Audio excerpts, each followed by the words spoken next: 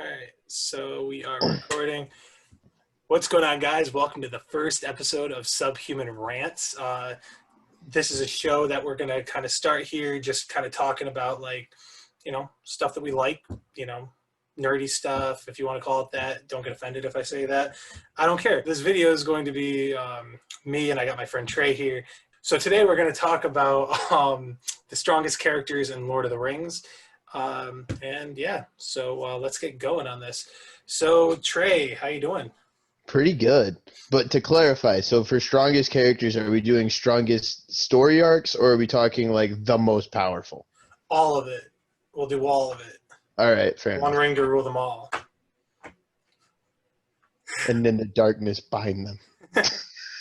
All right. So here, let's do our backgrounds, I think that's a good idea right here since we're about to talk about like the strongest characters.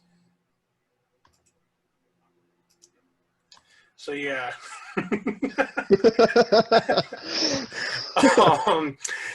Peter Jackson, don't sue us. No likeness is used here. Yeah, the shadow, this scene right here, you can't even tell who he is, you don't know who that is. This is my sister. That looks like my sister. You're right. Sorry, Heather. So, all right. So Trey, let's let you take, who do you think is the strongest character in Lord of the Rings? In my opinion, the strongest character with the greatest story arc in all of Lord of the Rings, I think is slept on a lot. And can't change my mind, but it's Boromir. It's definitely Boromir. I mean, I've got the same thing, obviously, No. Boromir is the strongest. Now, well, I'll let you, first say. Just don't steal all the stuff that I already told you I was going to say. Well, naturally, I want to start off with he took 3 arrows. Takes the first goddamn thing I said. To the chest. Like, Aragorn, he's like fucking parrying them and shit. He doesn't take a single arrow. Pussy shit, man. Boromir has that big dick energy. He just takes the arrows like a champ for his team, and he keeps trucking. And then Frodo and Sam got away. That's what was intended. He did his job. Well, see, but here's the thing. I don't think it was really for Sam and Frodo to get away. He was actually defending Merry and Pippin at that moment. And I mean, honestly, something I want to point out just kind of goes like, I love the characters Merry and Pippin, but the way that the movie portrayed that scene is they seem kind of weak. I mean, yeah, they are. They're hobbits that have never really fought anything, before the events coming up to this. But, like, they just stand there. These guys got swords. They draw the swords after Boromir goes down after 3 arrows. I'd like to argue toothpicks. They have toothpicks. Their swords are the same size as Sting, okay? Frodo's sword. That's held by Frodo. It's also a toothpick. It is a toothpick, but, look what, that sword has done. True. You got me there. So, but yeah, so I mean, yeah, so Boromir, as far as I am going to go with Boromir, the reason why I think, obviously you stole the one thing that I told you I was going to say with the 3 arrows. Most Skyrim guards complained after 1 arrow to the knee. This guy took 3 to the chest, but I just think so this guy started out and he had the whole issue where he was going to be, he was being corrupted by the ring already, like early on in this movie. What do you mean, no? I don't like using the word corrupted with Boromir. I think like Faramir said, it was a great chance for him to show his value in the story, his merit, because his corruption wasn't true corruption. He didn't want it for himself. He didn't want it to give himself endless power to rule Middle-earth. He wanted it to protect his people. And I think that is the most pure argument for the ring. Yeah, no, I definitely get that point of view. But what I'm saying, though, is from the beginning, he had this whole thing in mind that you could call it a little bit selfish. I understand that it's for his people. So it's not – I live on a busy road. It's not I'm not calling it selfish because it's only for him, but because of his people.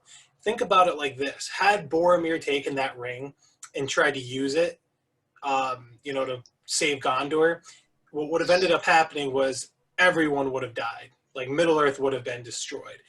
The ring could not have been used by Boromir. So what happened was if he had taken that ring, He would have became a and ring wraith. he would have became a ring wraith, and then Sauron would have fucking taken. I shouldn't be swearing that much, but Sauron would have taken the ring, and all the events that happened in Lord of the Rings would have been for nothing. I mean, obviously, it would have been a very short movie, but book.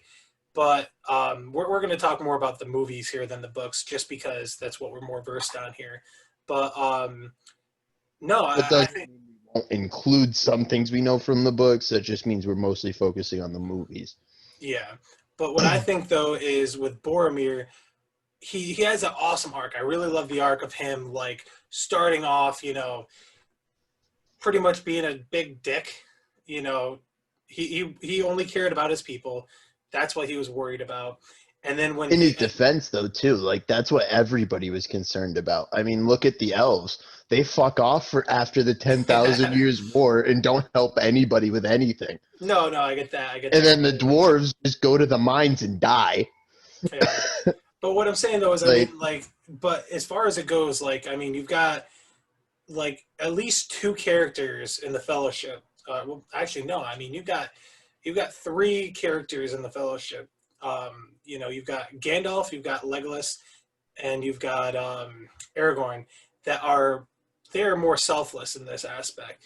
Legolas, he knows what has to get done.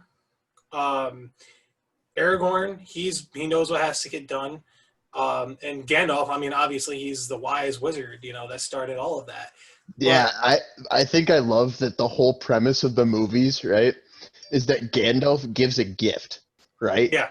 And it's under the guise of a gift. Like, this is a great thing, and it just turns out to be the worst fucking chore ever recorded in Middle Earth. That's what happens with the whole everything with Gandalf. If you look at between The Hobbit and Lord of the Rings, it's basically you start off in The Hobbit. He's like, hey, you're going to go on this adventure. And, Bilbo's just like, nope, I don't think so. And then all of a sudden, I'm going to sit right here and smoke my tobacco. But then all of a sudden all these dwarves show up and, they kind of push him into it. And that's how Gandalf does what he needs to get done is he uses other people to obviously do it. But going back to the topic that we're talking about, we're definitely going to get off track like 100 times in all these videos. But going back to the main topic, with Boromir, though, he ends up getting that, he starts to kind of get corrupted when you see him and Frodo in the woods. The ring's starting to have an effect on him. And that's what you see when he ends up falling down and he, knocks himself back into, himself. And he turns around and he's like, I'm sorry, Frodo, I'm sorry, and everything. I love that arc. And I really think that shows, how strong he really is, because after that, instead of being like, damn, I could have had that ring, he turns around and the second that the orcs start to attack, he jumps in and he, like I said, he defends Merry and Pippin.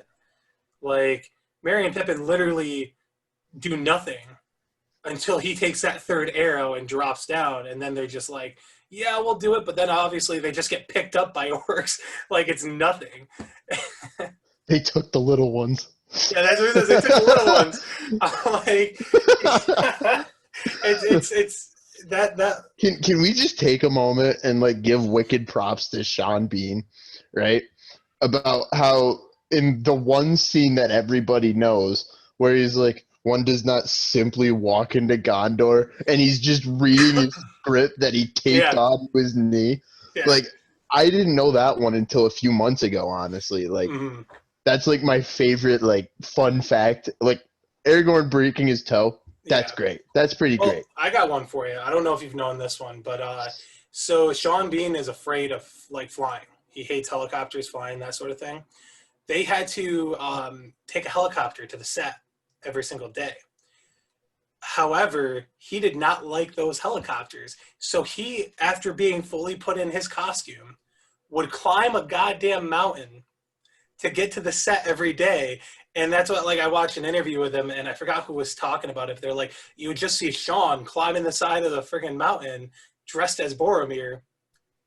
and you know, everyone else is in the helicopter. And that's how like stubborn he was. He didn't want to take that helicopter because obviously he doesn't like flying. But I just think that's hilarious because I mean, I wouldn't climb a mountain after, you know, to spend another 12 hours of the day shooting a movie, you know. Yeah.